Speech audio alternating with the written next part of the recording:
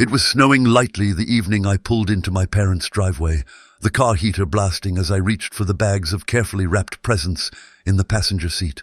Christmas was always a big deal for my family, and for once, I was ahead of schedule. The gifts for my parents, my brother Nick, his wife Kelly, and their 3 kids were bought, wrapped, and ready before the first week of December, a personal record. I'd even bought extra presents for the kids just in case. For a moment, I sat in the car, letting the holiday spirit sink in.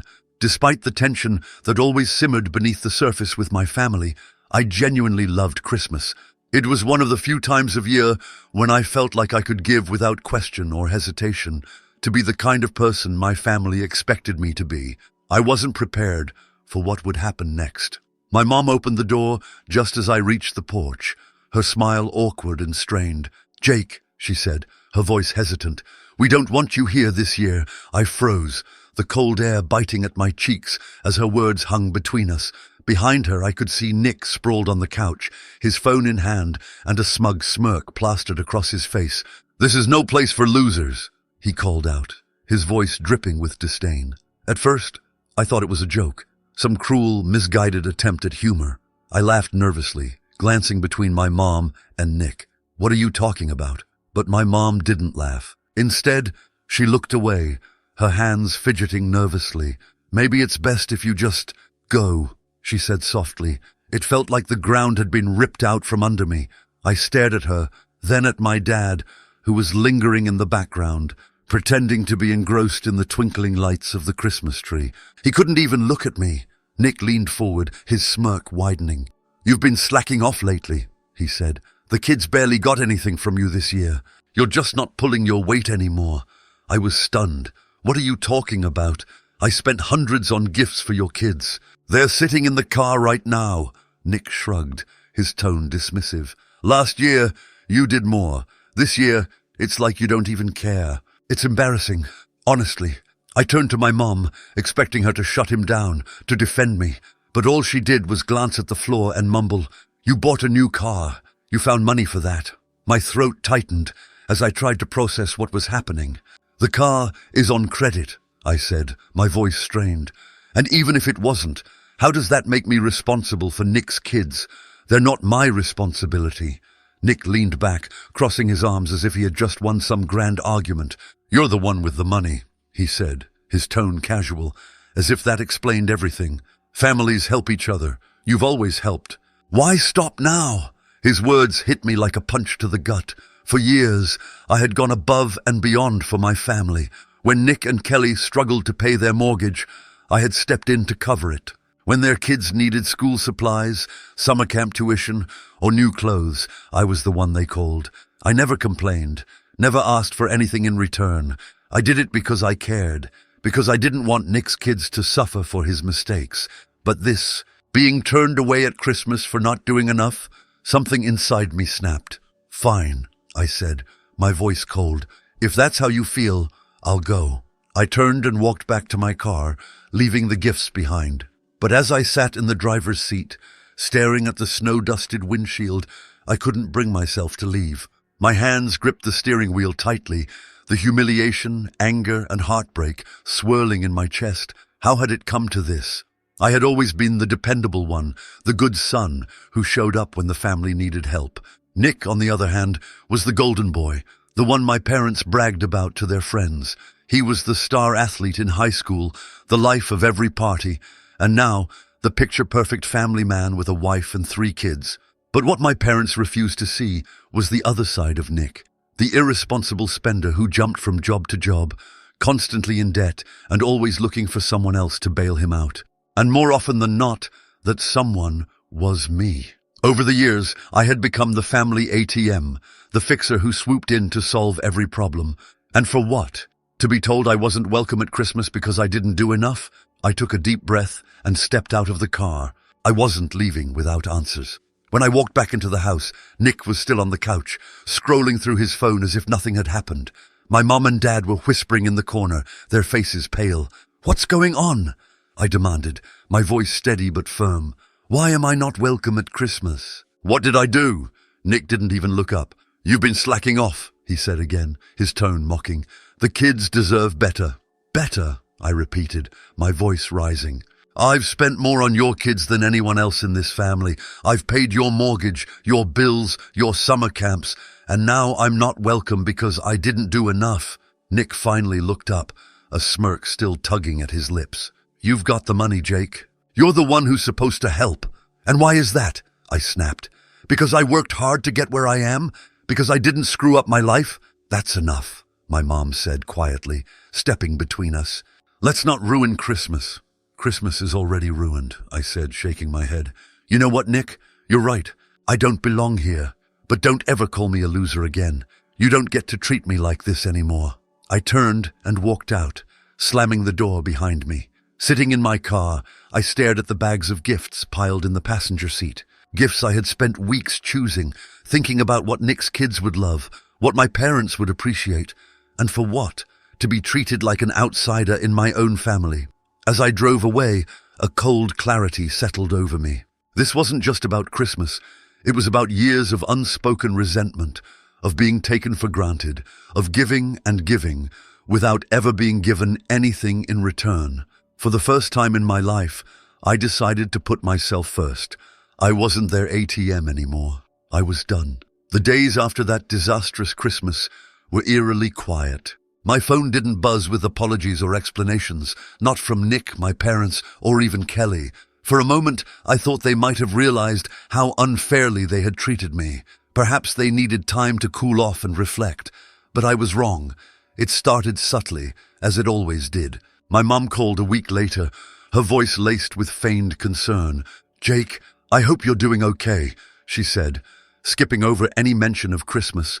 "I know things were tense, but you know how Nick can be. He doesn't always think before he speaks." I wanted to believe she was trying to bridge the gap, but the conversation quickly shifted. "It's just, the kids really missed you. They kept asking where Uncle Jake was. You're so important to them." You know, there it was, the guilt trip.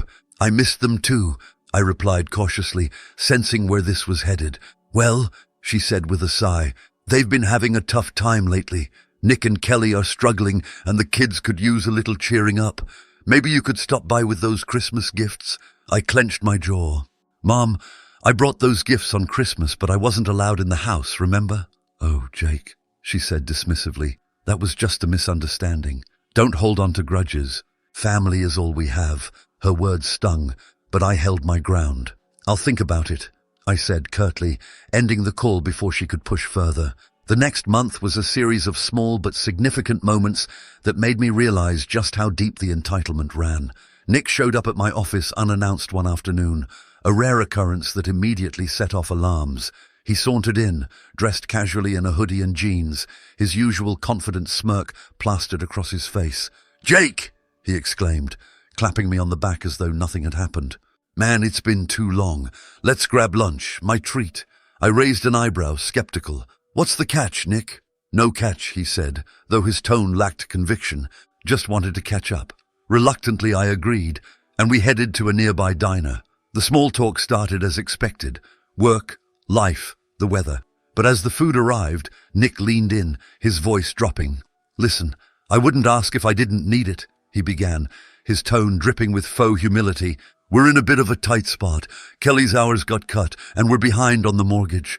The bank's breathing down our necks, Jake. If you could just help us out this one time." I sighed, setting my fork down. "Nick, I've helped you out more times than I can count. What happened to the money I gave you last year?" He shifted uncomfortably, avoiding my gaze. "That went to repairs on the house. You know how old it is. Things keep breaking. I didn't buy it, but I didn't press further. Instead, I asked, 'How much do you need?' 'Just $2,000, he said quickly, as if he had rehearsed the number. "We'll pay you back as soon as we're back on our feet." I knew better. Nick had never repaid a single dime of the money I'd lent him over the years. But the image of his kids flashed through my mind, and my resolve wavered. "Fine," I said, pulling out my phone to transfer the money. "But this is the last time, Nick." "I mean it." "Of course," he said, grinning. "You're a lifesaver, Jake. I owe you big time." It didn't take long for Nick to come back with another request. This time, it was for school supplies, then summer camp fees, then a new laptop for his eldest. Each time the amounts were small enough to seem reasonable, But they added up quickly. My parents weren't any better. My mom started hinting about renovations for the family home, while my dad casually mentioned needing help with a medical bill that their insurance didn't cover. Just a little help here and there, they'd say. You're doing so well for yourself, Jake. It's nothing for you. But it wasn't nothing. It was draining, both financially and emotionally. No matter how much I gave, it was never enough. And the more I gave, the less they seemed to appreciate it. The final straw came when I received a credit card bill in the mail, a card I didn't recognize. Confused, I called the bank to report what I assumed was fraud. Actually, sir, this card is linked to a joint account, the representative explained. It was opened 2 years ago under your name and Nicholas Carter's name. My stomach dropped. Nick had used my information to open a credit card without my knowledge. I confronted him immediately, storming into his house unannounced. He was sitting on the couch playing video games while his kids played nearby. Nick, I snapped, holding up the bill. Care to explain this? He glanced at the paper and shrugged. Oh, that! I meant to tell you about it. We needed a little extra credit and you've got a great score. I figured it wouldn't be a big deal. Not a big deal, I repeated, my voice rising. You committed fraud, Nick. You used my name without asking. Calm down, he said dismissively. It's not like I haven't paid it off. I've been keeping up with the payments. That's not the point, I shouted. You had no right to do this. Do you have any idea what kind of trouble this could cause me? He rolled his eyes. You're so dramatic, Jake. You're not even using your credit for anything big. What's the harm? I was livid. The harm, Nick, is that you've taken advantage of me for years. I've paid your bills, your mortgage, your kids' expenses, and now you're stealing my identity. Enough is enough. Nick finally seemed to grasp the severity of the situation, but instead of apologizing, he doubled down. You're acting like I'm some kind of criminal. We're family, Jake. Family helps each other. I laughed bitterly. No, Nick, families don't treat each other like this. I'm done. Don't ask me for another dime.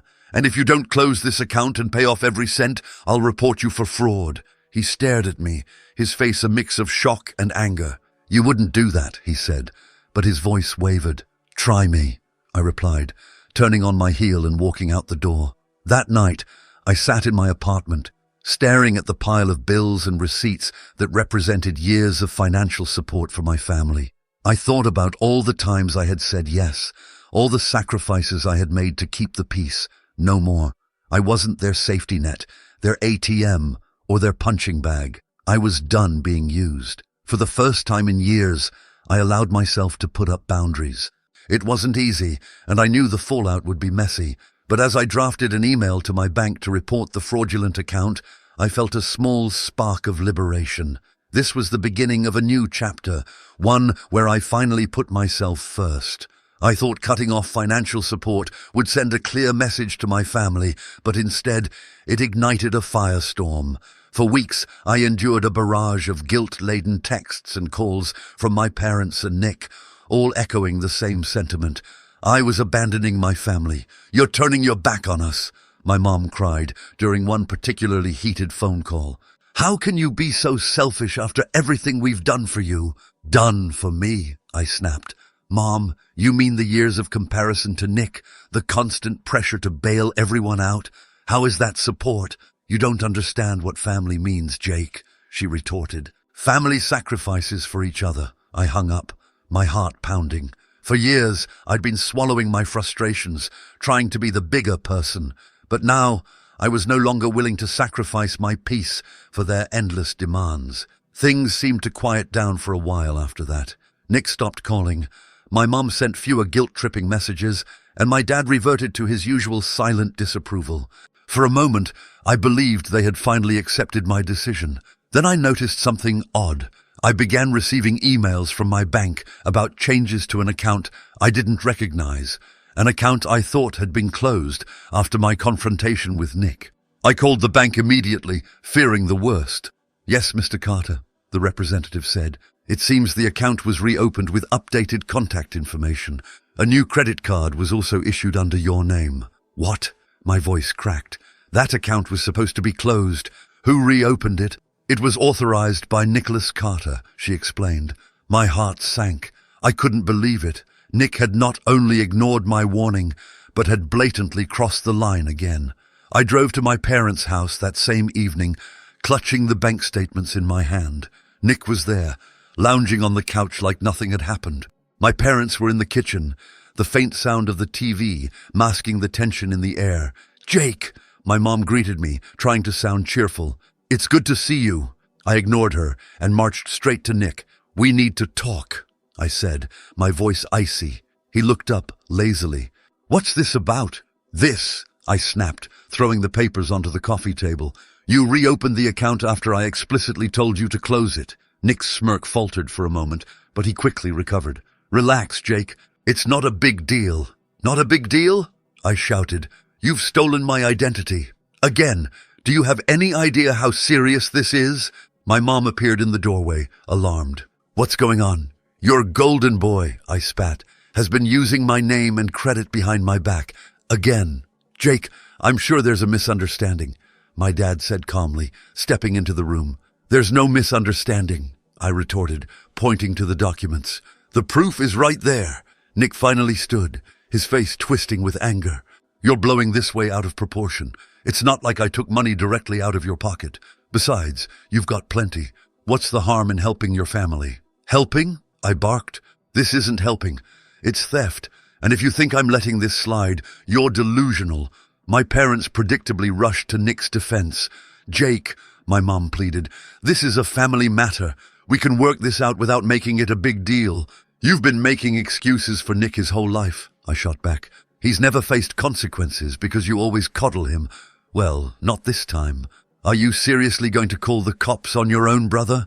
my dad asked, his tone filled with disbelief. "If that's what it takes for him to stop taking advantage of me, then yes," I said firmly. Nick scoffed.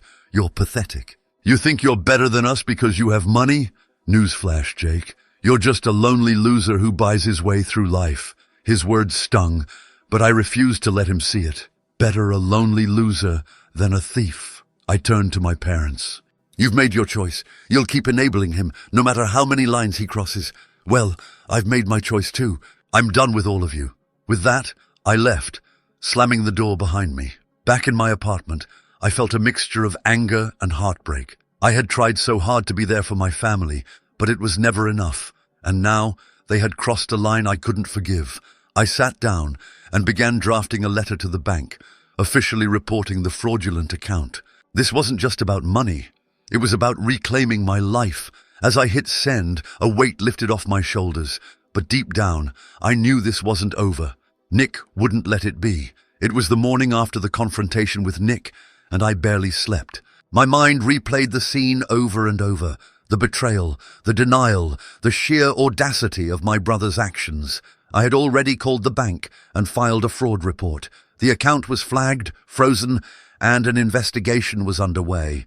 But it wasn't just the financial damage that haunted me.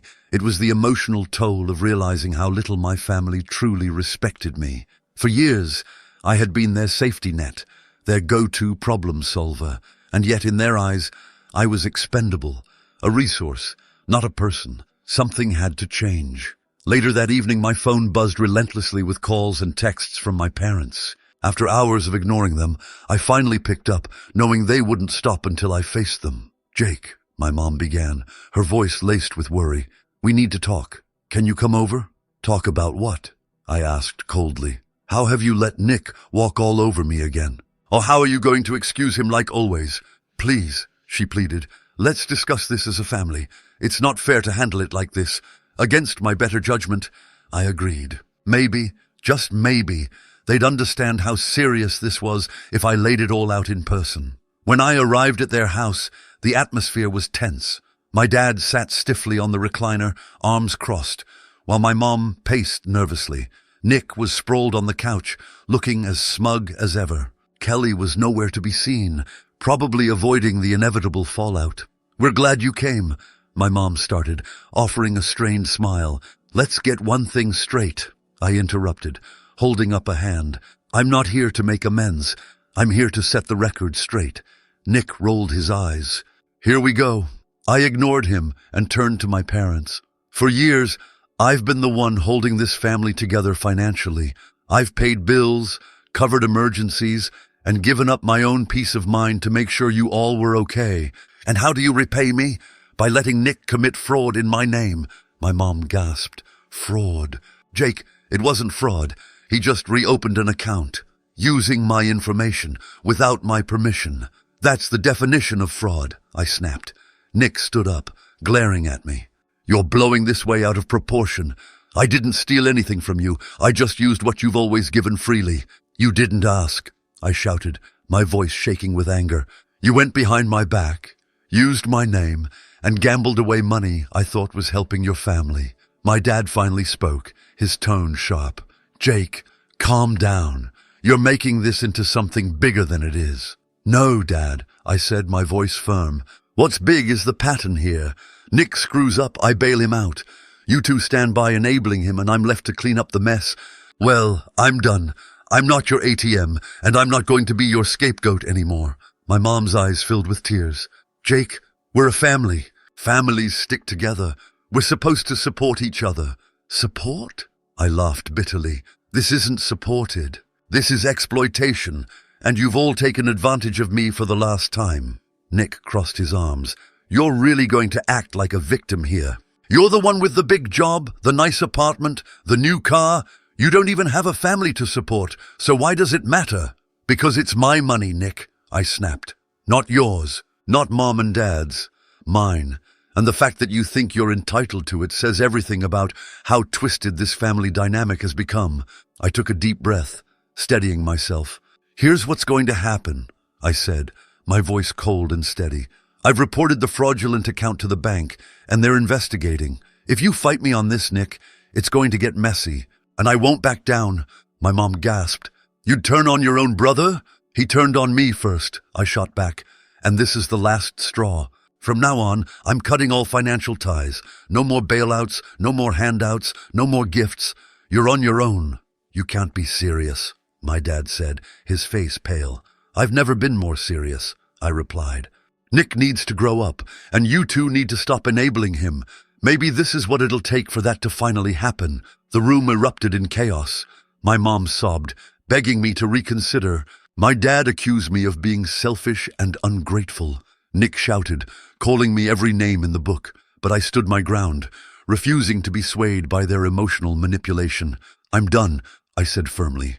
You can hate me if you want, but I'm not going to keep sacrificing my happiness for people who don't respect me. As I turned to leave, my mom ran after me. Jake, please, don't do this. We'll figure it out. Just give us another chance. I looked at her, my heart heavy but resolute. I've given you all too many chances. Now it's time for me to put myself first. Driving home, I felt a mix of emotions, anger, sadness, relief. Cutting off my family financially felt like reclaiming a part of myself I had lost long ago, but it also hurt to know that my own blood could treat me with such disregard. As I pulled into my driveway, I saw the unopened gifts I had bought for their Christmas still sitting in the corner. I grabbed the bags and tossed them into the donation bin at a nearby charity. They'll go to people who actually appreciate them, I muttered, feeling a small sense of closure.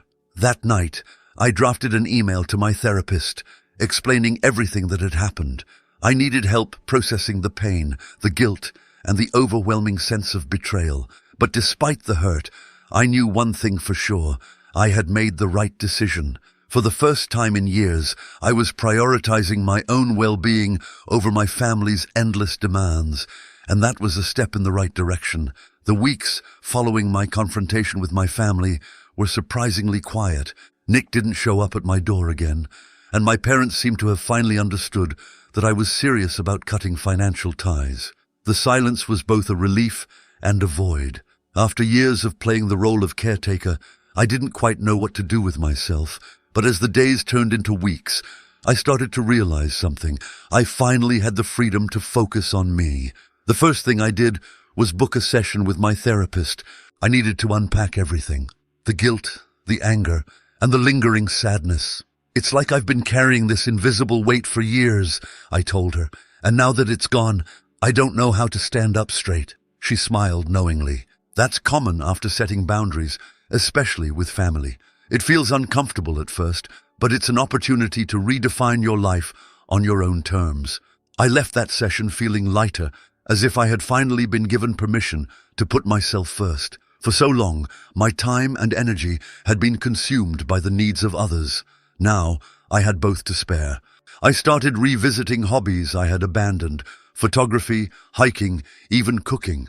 I signed up for a photography class at the local community center and joined a hiking group that met every Saturday morning. Through these activities, I met new people who didn't know me as Nick's generous brother or the family fixer.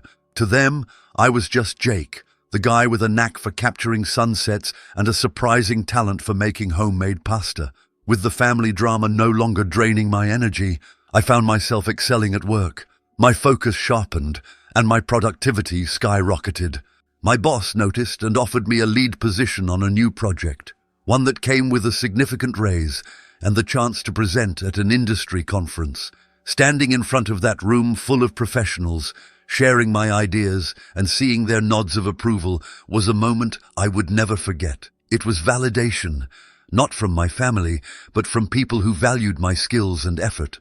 One evening, as I was settling in with a book, my phone buzzed. It was a message from Kelly. Kelly: "Hey, Jake. I know it's been a while, but I wanted to thank you for standing your ground. Things have been different without your support, but it's forced Nick to take responsibility for once. I'm not sure if he's fully learned his lesson, but I hope he's starting to realize how much he's taken you for granted. I'm sorry for my part in all of this. You deserved better from us." Her message caught me off guard. For years, I had felt invisible in my family, used but not seen. And here was Kelly, acknowledging not only my contributions, but also the emotional toll they had taken. I replied simply, "Thank you, Kelly. I hope things get better for all of you." It wasn't forgiveness, but it was a step toward closure. Though I had distanced myself from my family, I wasn't completely alone. I leaned on my friends, people who had stood by me through thick and thin. Sarah, my best friend since college, was particularly supportive. "You're like a completely different person," she said over dinner one night. "Lighter, happier. It's like you finally stepped out of their shadow." Her words stuck with me. For so long, I had defined myself by what I did for others. Now, I was learning to define myself by who I was. One sunny Saturday, as I was hiking with my group, I struck up a conversation with a woman named Rachel. She was funny, down to earth, and shared my love of photography. Over the next few months, we grew closer, bonding over weekend hikes and late-night editing sessions. Rachel was the first person I told the full story to, about my family, the financial struggles, and the emotional toll it had taken. She listened without judgment, offering support and perspective. "You've been through so much," she said one night, "but the fact that you've come out of it stronger says a lot about who you are." Her words felt like a balm to an old wound.